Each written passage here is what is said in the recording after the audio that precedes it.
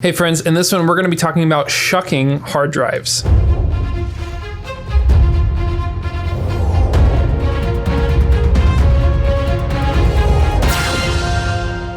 Hey everybody, I'm Noah from Hacking Hollywood. So today we're talking about shucking, which basically means tearing apart a hard drive with an enclosure so that you can get to the raw or bare drive in the center of that enclosure. And so some drives are sold standalone by themselves as raw drives or empty bare drives or what have you, which work well, which is great. But guess what? Sometimes it's actually cheaper to buy the enclosure, which is kind of backwards, but I guess it's because of the whole shucking process. It can be kind of a headache.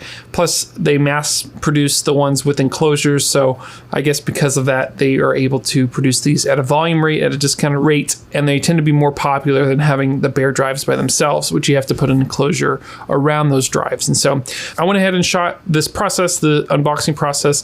And of course I forgot to turn on my microphone. So that's why I'm going to do my own little voiceover over this unboxing process here. All right, so I'm using a Seagate drive. I'm going to use my pry tool to go ahead and find some pins that are located just under the edges here. And I'm going to use my scoring tool to kind of push through and unbox it here. Now I do have a Pro box, which is where this hard drive is going to end up going into. This holds 4 hard drives. So depending on your setup, you might have an enclosure with more or less, and that's just going to depend on what you have built out. So let's go ahead and start opening this up. So you'll see just under this edge here, we need to get our pry tool so we can unclasp the edges here. So I'm going to go ahead and carefully bring my pry tool in and wiggle this back and forth until I can hear it click. That's going to release the drive here. I'm going to use another screwdriver, or try to at least, to hold it in place so that they don't go back to the way it was and clamp back up. And I'm just going to kind of work my way through this here. This takes some time to release all of these pins, and you'll hear it clicking throughout this process here as we unlatch all of the sides. So, all right, now that we got the top off, we have the bare drive itself, and there's some IO ports, some connectivity on the back here. We're going to kind of pull this bottom case out, and then we're going to look at these bumpers.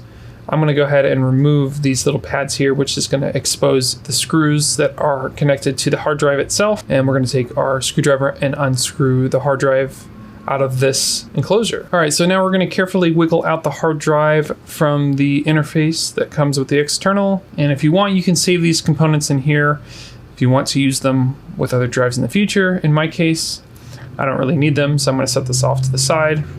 So now we've got the Pro box, the enclosure that this hard drive is going to go into.